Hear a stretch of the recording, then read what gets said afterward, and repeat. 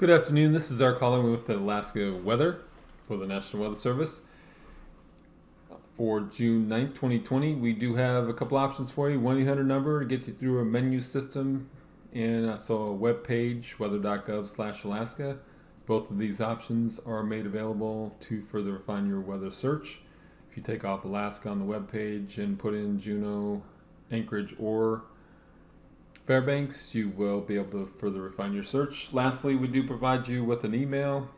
If you have any questions about the program or anything going on in the Weather Service, please don't hesitate to write us.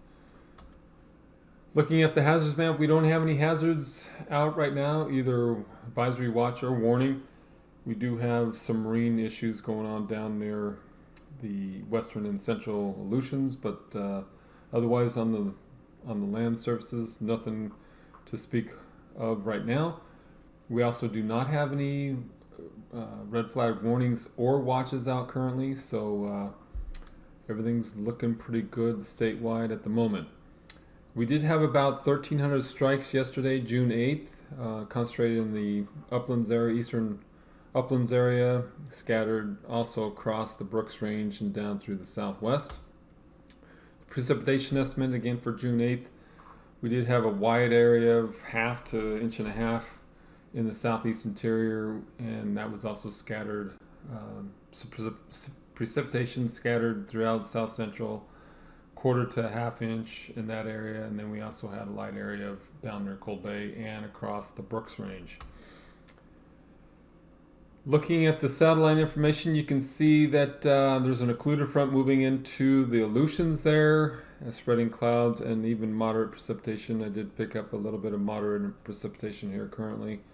And there's also some cloud activity moving through the central and southern panhandle, scattered rain showers out with that system. Otherwise, cloudy conditions continue across the southern mainland, and some cloudy conditions with marine stratus along the west coast and again along the Arctic coast as well. So what does this look like on the surface map? There's that 1,000 millibar low heading towards the Aleutians with moderate rain in some areas there and cloudy conditions. You also can tell there's some marine stratus in much of the Bering and along the west coast there. And the marine stratus and low clouds also exist along the Arctic coast. Otherwise, today we're going to have limited thunderstorm activity across the interior, not around the thermal low and trough system that extends down into British Columbia, Yukon territory. Otherwise, an occluder front around a 989 millibar low in the southern Gulf, spreading scattered rain showers through the panhandle. For tonight's weather, we're going to see that system continue with the thermal trough in the interior into south central, and we're going to have that low continue to approach the central Aleutians, 97 millibar low occluder front there, weak ridge-high pressure through the eastern Bering Sea and extending down through the Alaska Peninsula, 1,019 millibar high there, and then that low in the southern Gulf, 993 millibar low with trough weak shortwave activity rotating around that system. And again, with onshore flow along the Arctic coast, some mixed precipitation up there on the north slope. Wednesday's weather, that low in the Aleutians, 96 millibar low, weakening occluder front there. Ridge pushing into the west coast, 1,016 millibars. Thunderstorm activity will again take hold over the interior into the Brooks Range, 1,007 millibar thermal low there with weak trough extending down into another thermal low in the Yukon territory, 1,005 millibars there, and a weak ridge down along the North Gulf Coast. And lastly, that low near the southern end of the panhandle, 997 millibar low now, scattered rain showers continue across the panhandle. And then for Thursday, continued 992 millibar low in the central Aleutians, occluded weak trough extending out from that low, and 1,007 millibars low just south of the Aleutians. No frontal system associated with that system now, and then 1,019 millibar ridge-high pressure in south central. Weak rain showers or scattered rain showers around that system. Thermal low in the eastern interior, 1010 millibar low there. For low temperatures for Wednesday morning, looking at 31 degrees there at Dead Horse, Kaktovik 29, Ukqiavik 29, otherwise Point Hope 29, 50 in Fort Yukon, 40 in Eagle, 49 in Fairbanks, 40s and even upper 30s down through the southwest with Bethel 38, 40 in Nome, Savunga 34, and then 47 in Anchorage, 45 in Seward, and Kodiak 47, 40s through much of the Alaska Peninsula and Aleutians, Shemya 40, and then 41 at Cold Bay, 43 at Dutch Harbor, and 40s through the Panhandle, 49 in Haines. For high temperatures on Wednesday afternoon, mid to upper 30s along the Arctic coast, Dead Horse 36, Kaktovik 34, Ukqiavik 32, Point Hope 36, Adigan 63, and Tuvik Pax 54, Fort Yukon push up into the mid 70s, maybe even 80 in that uplands area. I'm sorry, in the Yukon Flats area.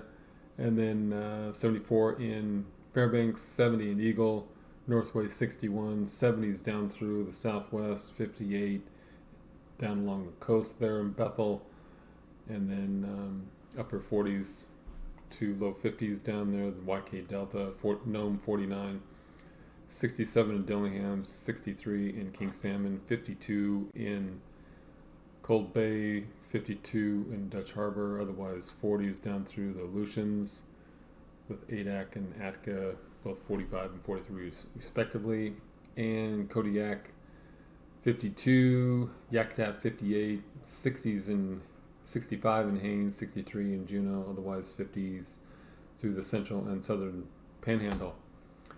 For low temperatures Thursday morning, we're going to be looking at 30s across the North Slope with Dead Horse 31, Kaktovik 31, Ukqiavik 31, Point Hope in 31 degrees, 52 there in Fort Yukon, 50 in Fairbanks, 43 in Eagle, in Northway 45, Talkeetna 45 there in Denali National Park, 41, otherwise McGrath 47, 43 in Aniak, 45 in Bethel, 40s and upper 30s down along the Yukon Kuskokwim Delta area with Nome 41, Savunga 34, St. Paul 43, 40s down through the Alaska Peninsula and through the Aleutians, Shemya 40, Adak and Atka 43 and 40 respectively, 47 in Kodiak and Cordova 47, 43 in Yakutat, 40s down through the Panhandle, 49 in Haines. And lastly, high temperatures Thursday afternoon, we're looking at upper 30s, upper to mid 30s there along the Arctic coast with Kaktovik 36, 36 in Ukqiavik, Point Hope in 38, Adigan 67,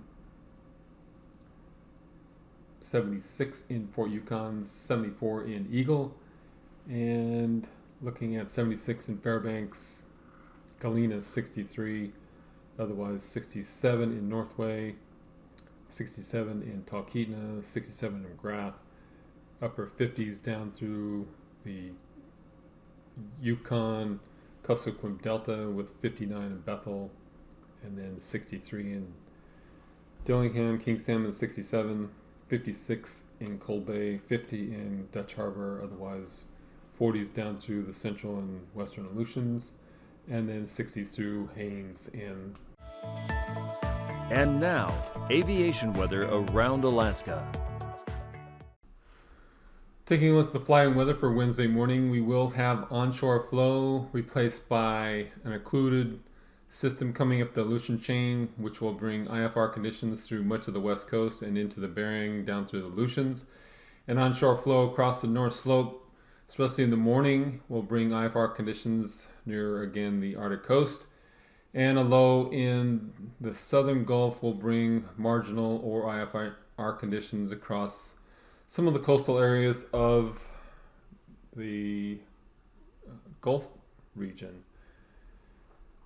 So for Wednesday afternoon, we may have a little bit of clearing there along the Arctic coast with VFR conditions up that way, but then again, IFR conditions down through much of the Bering Sea, across the Aleutians, marginal conditions along the west coast, southern side of the Seward Peninsula, and marginal conditions in the North Gulf Coast, and IFR conditions down in the Gulf, and maybe even touching the southern end of the Panhandle. For Thursday morning, again, the IFR conditions comes back with IFR conditions across the Arctic coast, marginal conditions through much of the west coast, even some IFR conditions in the extreme coastal regions, the YK Delta, Seward Peninsula, down through the Alaska Peninsula, and extensively through the Aleutians with that occluded front moving eastward, and continued IFR conditions in the Gulf region, clearing conditions across the Panhandle, and areas of marginal conditions through the Alaska Range into Chugach Range in St. Elias. For Thursday afternoon, IFR conditions again across the Arctic coast, west coast, Seward Peninsula, marginal conditions down through the YK Delta and into the southwest and portions of Alaska Peninsula, and IFR conditions throughout the Bering Sea and Aleutians, and nice conditions, VFR conditions across much of the Panhandle and into much of the mainland. For past conditions, Anaktuvik VFR, Adigan VFR, Lake Clark, marginal VFR conditions by the end of the day for both Lake Clark and Merrill, and rainy, marginal, improving to VFR. Same for Windy, same for Isabel, and Mentasta, marginal with improving conditions to VFR. And Tanita VFR, there was a hole in there that might prove to be VFR conditions for Tanita. And Portage, marginal through most of the day and improving to VFR by the end. Chilkoot and White, I did see a pocket of VFR conditions there, and they should continue that for most of the day on Wednesday. Freezing levels, looking at a chaotic map this morning, surface freezing level cuts across the Seward Peninsula up through the North Slope and over into Canada. There was areas of isolated surface conditions over the St. Elias Mountains and into the Yukon Territory, but otherwise between 2,000 and 4,000 feet across much of the mainland and down through the Panhandle with pockets of 4,000 feet. Otherwise, 4,000 feet mostly across the Alaska Peninsula, anywhere between 2,000 and 4,000 feet there, and you have to get over to the western end of the Aleutians to get up to 6,000 to 8,000 feet.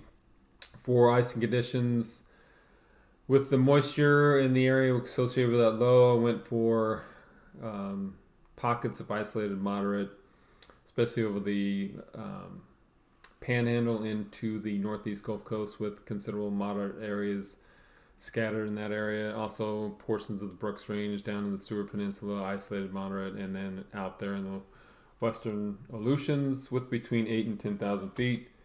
And jet stream, a couple low pressure systems, a ridge of high pressure in between, 85 to 70 across the Alaska Peninsula, 140 knot jet around the low in the western Aleutians, and another low, weak low across the Seward Peninsula, 40 to 45 knots around that system, counterclockwise flow, northwesterly across the YK Delta.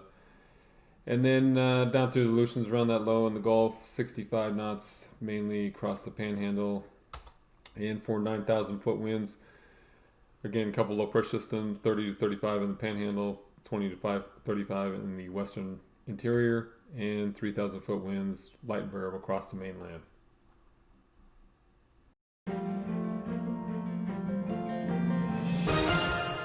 Hello again, I'm meteorologist Dave Snider with the National Weather Service for another edition of Alaska Weather Facts. And joining us again, talking about the Augmented Reality Sandbox, is Eric Stevens from GINA, the Geographic Information Network of Alaska. And he's actually talking about a project from AKwx, which is the experimental program to stimulate competitive research. A lot of acronyms, but some really fun stuff today, right, Eric? You bet. We've got a learning tool that is a tool that's fun to use, and it really has a relevance to actually daily lives of anyone who goes outside and sees lumpy topography in Alaska. We've got a lot of mountains and such.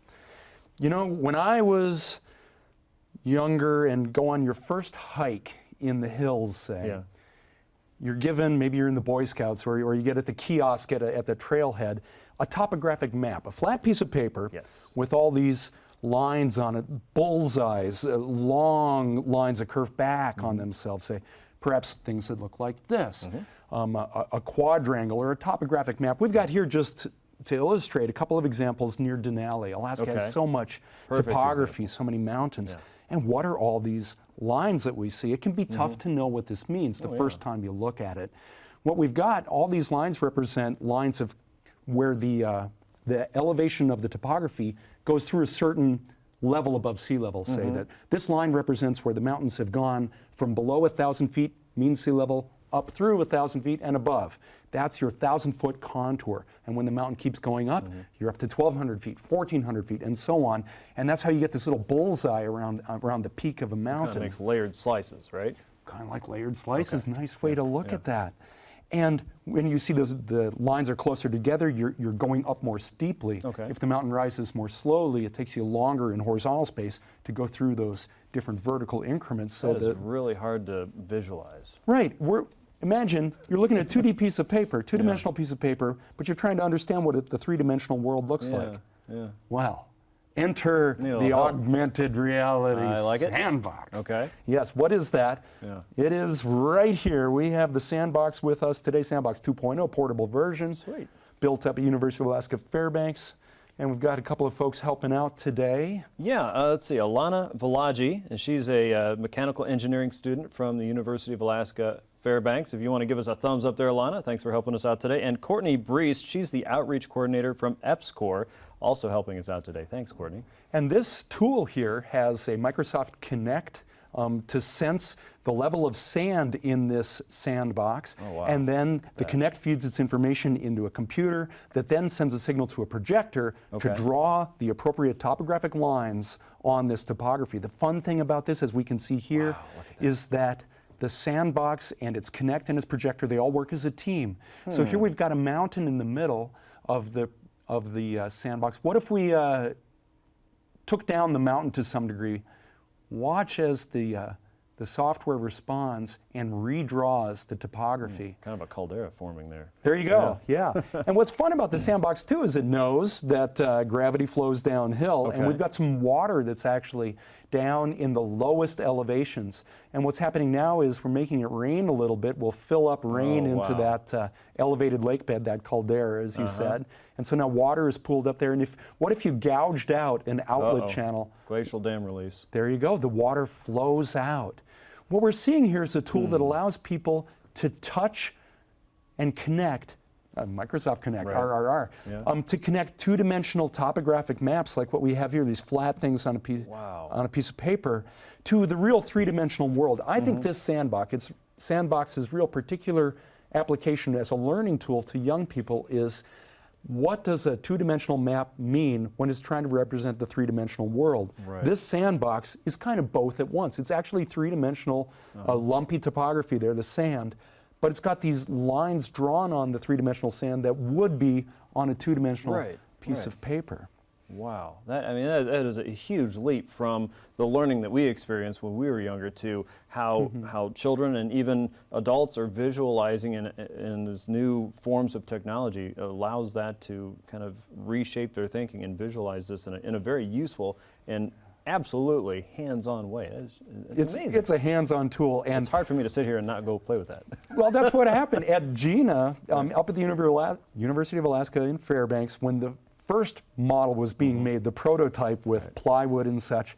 We had professional adult professor types had heard about this, and they came by because they wanted to see how it worked. Okay. And everyone becomes that idealistic, wonder-filled youngster. Sure. And you just can't help but play with that, and to see how it reacts in time, and Right. it's a dynamic learning tool, and it Dynamic, responds. That's exactly the word. And Yeah. you wonder what applicabilities beyond a teaching Right. tool for Where does it topography go? can it have. You can see how in Alaska we have inundation mapping as an issue. If you had water slosh inland, say in a coastal flooding event on the western coast of Alaska or the Arctic coast, you could see this.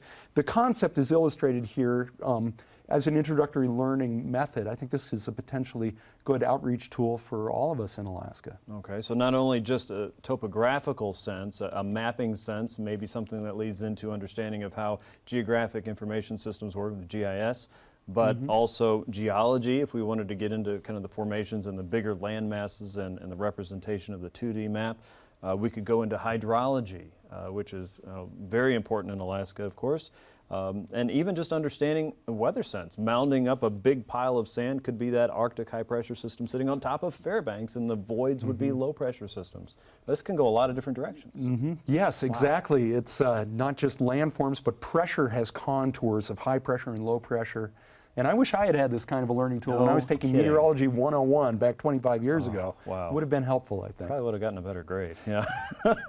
Okay, thank you so much for coming by, Eric, and Alana and Courtney, thank you so much for your help there in the sandbox. We are going to play in the sandbox a little bit more coming up tomorrow on our next edition of Alaska Weather Facts. We hope you join us for that. In the meantime, make sure you go to alaska.edu/EPSCOR. That's alaska.edu EPSCOR to learn more information about what we're doing with this augmented reality sandbox around Alaska. We'll see you next time on Alaska Weather Facts.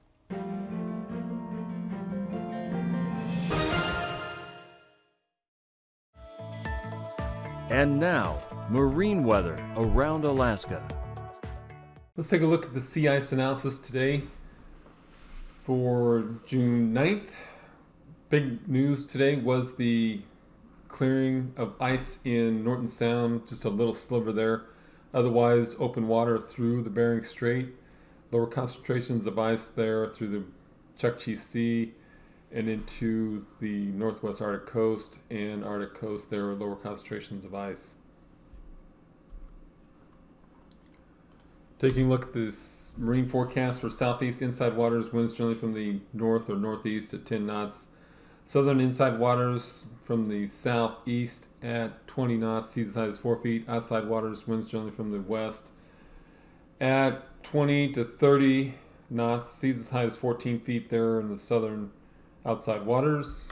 And then for Thursday, inside waters, winds generally from the south at 10 to 15. Of the southern inside waters, down near Clarence Strait, winds generally from the southeast at 15, seas as high as 3 feet. Outside waters, winds generally from the east at 15 to 20 knots, seas as high as 9 feet. Up there in the North Gulf, winds generally from the west at 10 knots. For south central Prince William Sound, winds generally from the east at 10, seas as high as 2 feet. And the Gulf, winds generally from the east at 10 to 15, seas as high as 6 feet. Cook Inlet, winds generally from the east at 10, seas as high as 3 feet in the central Cook Inlet. And for Thursday, around Prince William Sound, winds generally from the west at 10, seas as high as 2 feet. Gulf area, winds generally from the east at 10 to 15, seas as high as 5 feet. And for the Cook Inlet, winds generally from 15 knots, seas as high as 4 feet.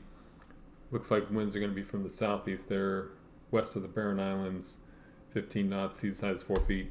For Alaska Peninsula, Kodiak Island, around Kodiak Island, winds generally from the northwest at 10 to 20, seas as high as 7 feet there. South side of the Alaska Peninsula, winds generally from the northwest at 20, seas as high as 5 feet. North side of the peninsula, winds generally from the northwest at 15 to 20, seas as high as 5 feet in Bristol Bay. For Thursday, around Kodiak Island, winds generally from the southeast at 10 to 15, seas as high as 6 feet. South side of the peninsula, winds generally from the east at 20, seas as high as 7 feet. South side of the peninsula, north side of the peninsula, winds generally from the southeast at 15, seas as high as 3 feet. And for the Aleutians, Wednesday, looking at winds generally from the east or southeast up to 35 knots, winds as high as 13 feet, up to 15 feet there between Adak and Kiska, and then seas as high as 15 feet in there between Shemya and Kiska from the northeast at 35 knots. For Thursday, winds come down from those gales, looking at winds generally from the south at 15 to 25, seas as high as 10 feet in the south side of the central Aleutians, and then out there in the western end of the Aleutians, winds generally from either the south or north, depending on where you're going to be, seas as high as 12 feet, and again, winds in the 30 knot range. For Wednesday's marine forecast, west coast, looking at winds generally from the west at 15, seas as high as 3 feet. And then for Thursday, winds generally from the southeast at 10 to 15, seas as high as 7 feet near the Pribs. And for the marine forecast, for Arctic coast, winds generally from the east 10 to 15, and then down through the Chukchi Sea and into the Bering Strait, winds generally from the east or west 10 to 15, seas as high as 3 feet. And for Thursday, winds generally from the east along the Arctic coast there, anywhere from 15 to 20, and then down through the Chukchi and into the Bering Strait, winds generally from the east or southeast 10 to 15, seas as high as 3 feet. And for tonight's weather, looking at that 987 millibar low near the central Aleutians with an occluder front, moderate rain anticipated in there, weak ridge through the western Bering with thermal trough through the interior down through south central and into the Yukon Territory, 1007 millibar low, and another low there in the southern Gulf with scattered rain showers through the Panhandle. And for Wednesday, afternoon thunderstorms through much of the interior and a 986 millibar low with a weakening occluder front in through the Aleutians. These forecasts are for planning purposes only. Call 1-800-WX-BRIEF for a formal pre-flight briefing. Always file a flight plan before you go flying. The U.S. Coast Guard Auxiliary urges you to leave a float plan with a friend or the harbor master before you go boating.